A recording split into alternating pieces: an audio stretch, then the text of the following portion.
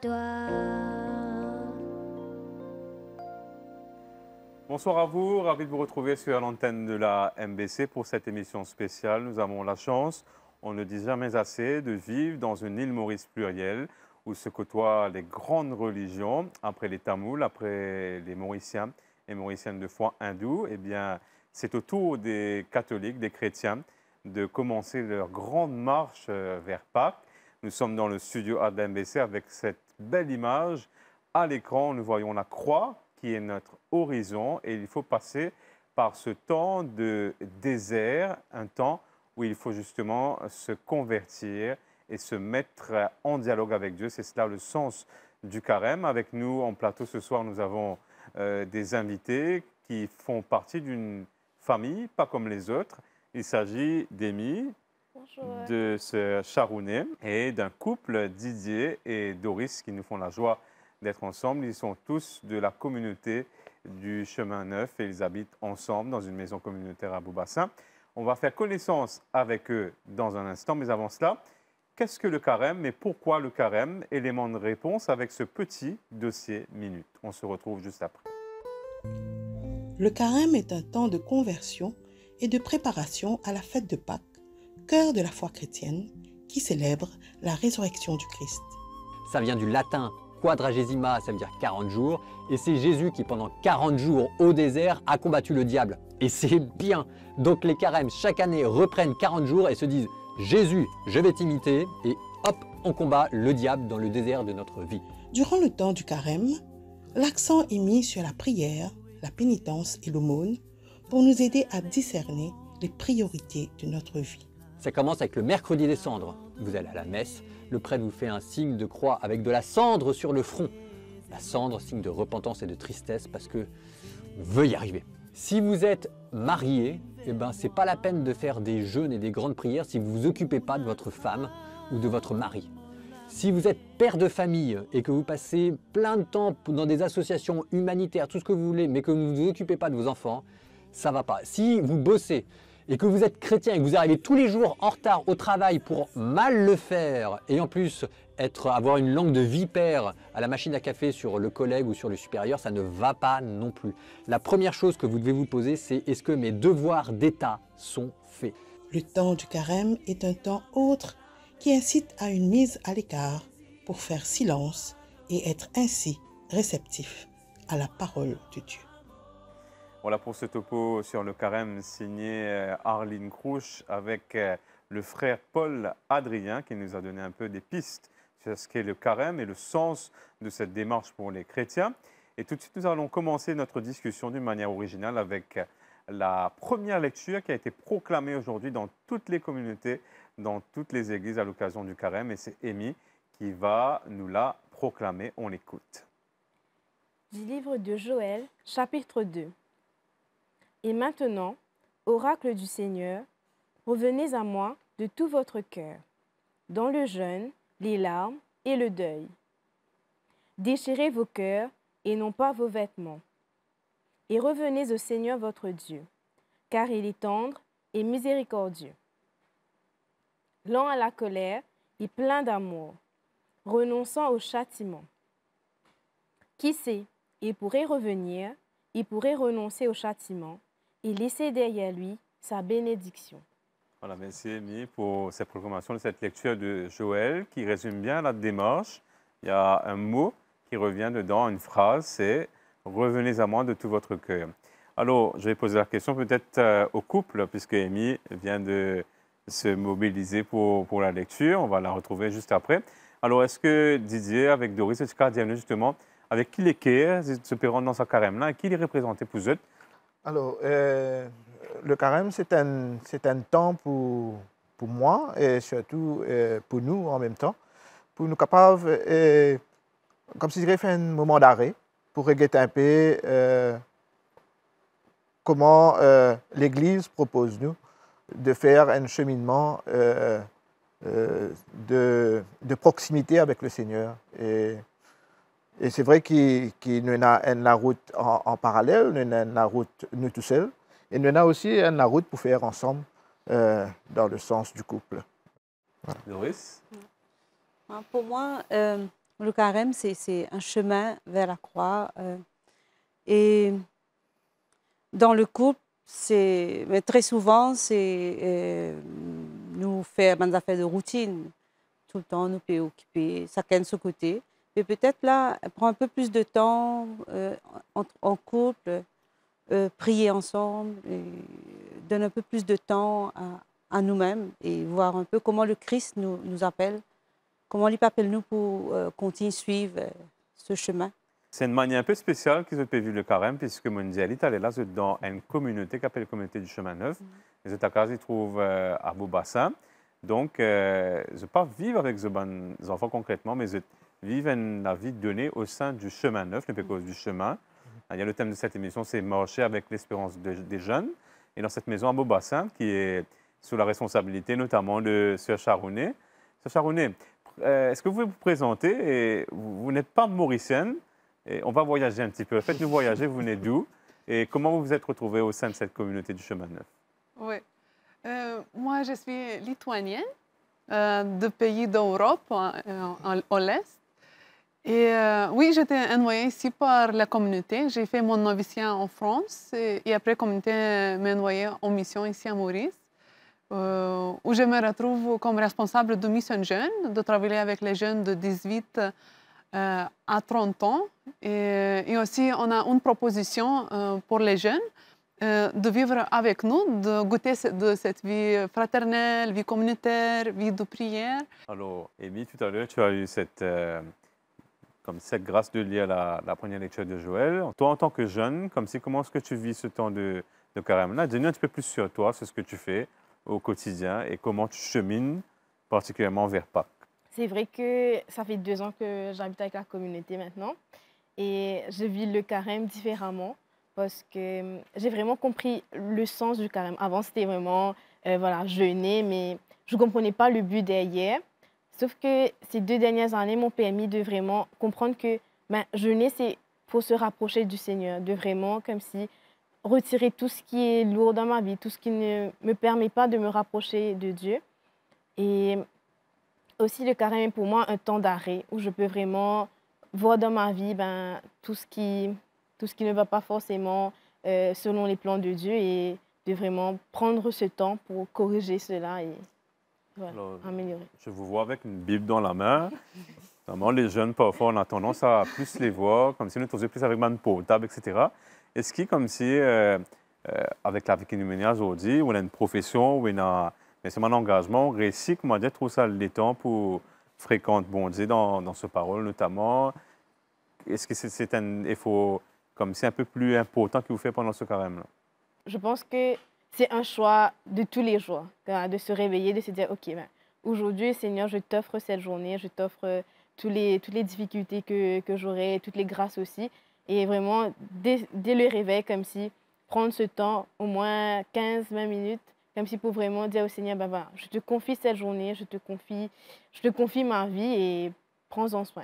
Pendant le carême, dans l'église, on a comme si une couleur liturgique, et la couleur comme si qui dans, on va dire, dans l'atmosphère, dans le temps pendant le carême, c'est la couleur pourpre, c'est le mauve, qui veut dire la conversion. Nous comprenons ça, carême, c'est un temps de conversion. Nous efface un peu comme si ça allait temps, peut-être que nous n'avons pas éloigné de Dieu là, mais nous revenons vers lui et nous vivons ce qu'on appelle la miséricorde. Et là, justement, on invite Doris qui pour nous rentrer dans ce thème de la miséricorde avec le psaume qui nous reprend aujourd'hui à l'occasion du mercredi des Cendres. Purifie-moi, mon Dieu, je serai pur. Lave mon âme, je serai blanc plus que la neige. Pitié pour moi, mon Dieu, dans ton amour. Selon ta grande miséricorde, efface mon péché. Lave-moi tout entier de ma faute.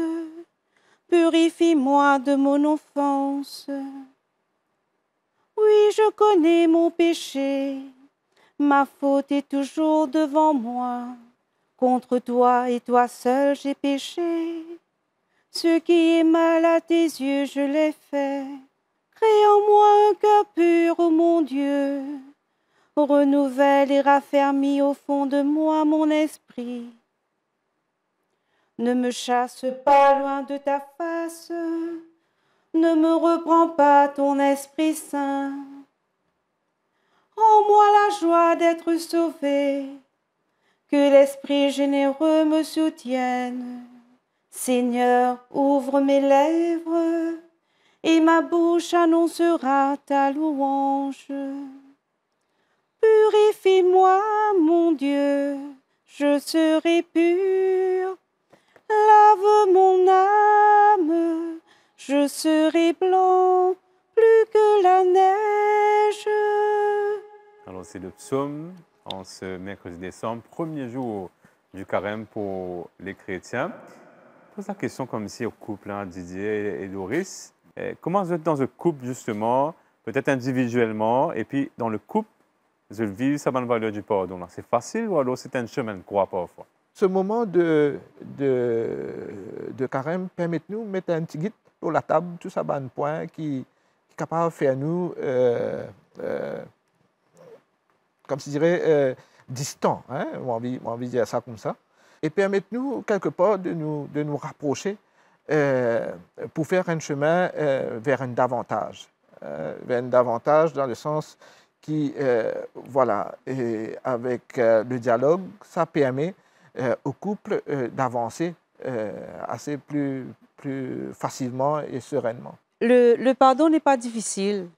Et nous sommes capables de dire presque jamais nous allons dormir sans qu'il nous réconcilie nous. Et pourquoi c'est une grâce à demander.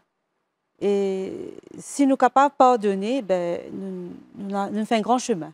Avec la grâce de Dieu, nous arrivons à pardonner nos camarades. Alors, Amy, est-ce que, ou en tant que jeune, vous avez la même chose, vivre cette valeur du pardon, comme si ce chemin de pardon-là?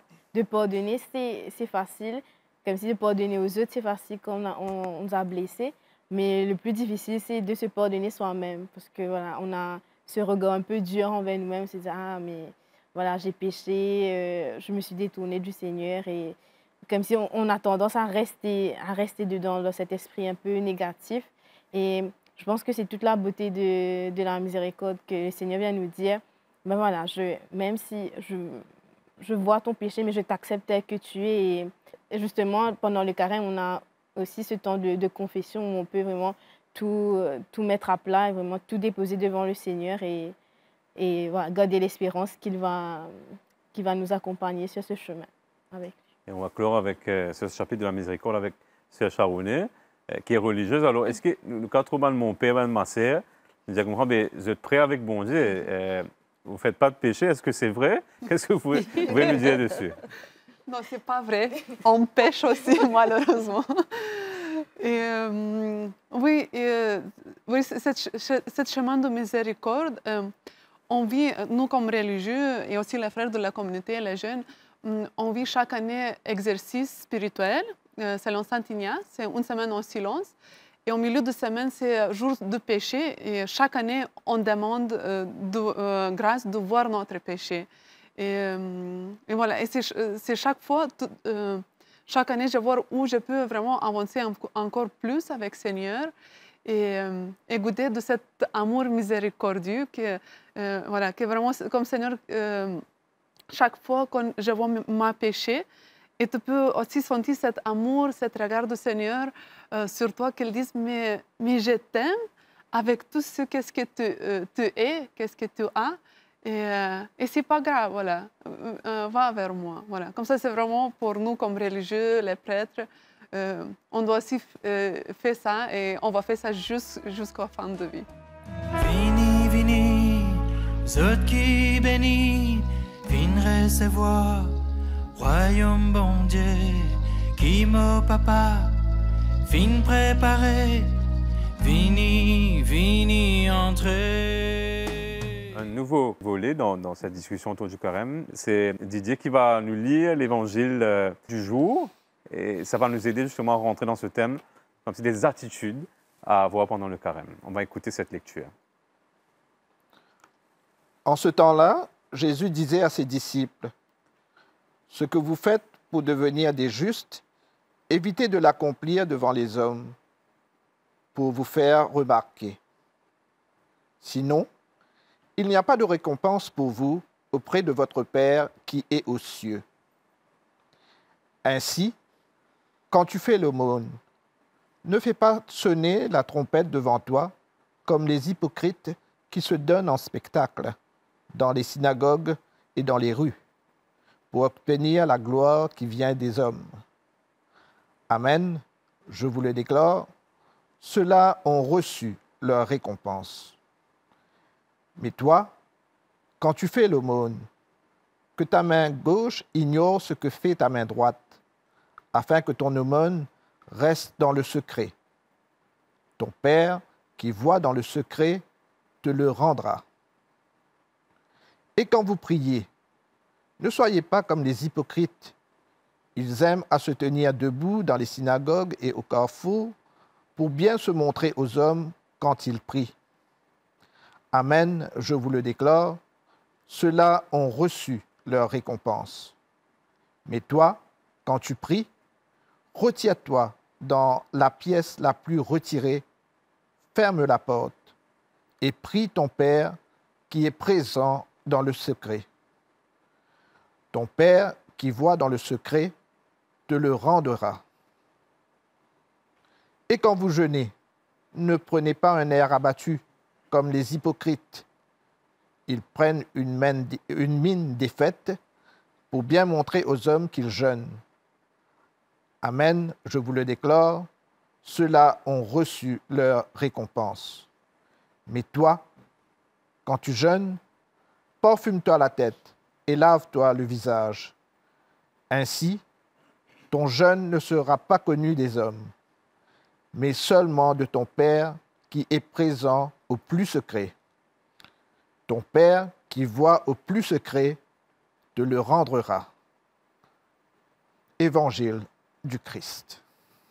Alors, chacune rapidement, quel effort vous allez faire, particulièrement est-ce que vous faites un sacrifice? On commence par Rémi. C'est quoi ta résolution pour le carême? J'arrive à mieux vivre mon carême à travers les petits défis. Donc, il y a plusieurs applications voilà, chaque jour, on a un petit défi. Moi, c'est ma façon de vivre le carême. Voilà, ce serait plutôt C'est Charounet. Ouais. Pour moi, je pense j'ai habitué de faire plein de trucs, de sacrifices quand j'étais plus jeune. Et là, j'ai le sentiment que le Seigneur m'appelle vraiment comme donner ma faiblesse et de faire confiance en lui. Comme ça, voilà, je vais essayer d'avoir plus de temps gratuit avec le Seigneur et vraiment voilà, de comme, lâcher prise. Et dans la aussi dans la maison de la communauté, c'est quelque chose que j'aime, qu'on a fait le choix, c'est de se réveiller la nuit. Une fois par semaine, on va se réveiller la nuit, tout le monde qui habite ensemble, pour prier, pour avoir un temps d'adoration. Ça veut dire qu'on va casser la nuit en deux. Et à 1h du matin, on va se réveiller pour prier. Merci. Didier et Doris, pour terminer. Moi, c'est un temps où je pense privilégier un peu davantage ma relation avec le Seigneur.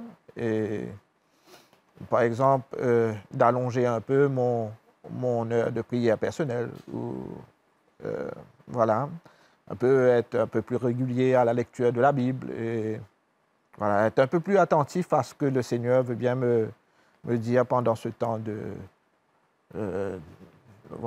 grâce. Doris, enfin. Moi, c'est être plus proche de la parole de Dieu, de lire ma Bible chaque jour. Et aussi, hier, notre sœur Charounet nous a parlé de venir les mains vides et d'accueillir ce que le Seigneur veut nous donner. Comme si je demande cette grâce, comme si pour être vraiment, pour lâcher prise, pour venir les mains nues devant le Seigneur, pour accueillir.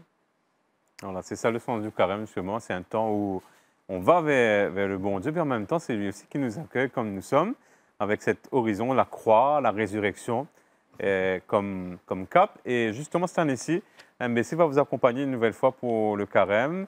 Pour nous aider, nous allons vous proposer chaque semaine, chaque dimanche, sur cette antenne, la lettre pastorale de Monseigneur Maurice Piat, le cardinal, l'évêque de Port-Louis, qui consacre sa lettre à l'espérance, justement, puisque nous sommes dans les temps, il faut le dire, un peu troublés. Il nous invite à garder l'espérance, à garder la foi. Donc, rendez-vous chaque dimanche à 18h pour décortiquer, pour s'approprier cette lettre pastorale intitulée « Marcher ensemble, c'est ouvrir un chemin d'espérance ». On va se quitter en musique avec Stéphanie et Dani, qu'on remercie, avec ce beau morceau qui s'intitule « Garde courage ». C'est l'attitude qu'on est appelé à garder en ce temps de carême et au-delà, toujours garder l'espérance.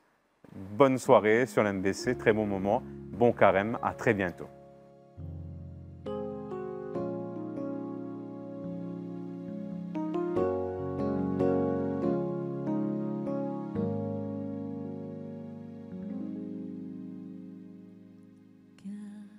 Garde courage,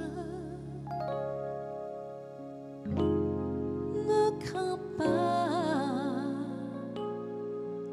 un chemin est déjà frayé pour toi. Garde courage, n'abandonne pas, pose tes pieds sur les traces de ses pas. Si tu marches dans un désert, avalant de la poussière, si la douleur est horrible, que ce moment fait souffrir, une route va s'ouvrir et tes yeux vont parcourir la gloire qui est à venir. Garde courage, ne crains pas, un chemin est déjà frayé pour toi. Garde courage, n'abandonne pas, pose tes pieds sur les traces de ses pas. Délivré de la souffrance, racheté dans nos absences, nous retournerons ensemble, habités dans sa présence, et nous crierons de joie le triomphe du combat. D'avoir pu garder la foi. Garde courage, n'abandonne pas, un chemin est déjà frayé pour toi. Garde courage, ne crains pas, pose tes pieds sur les traces de ses pas. Garde courage.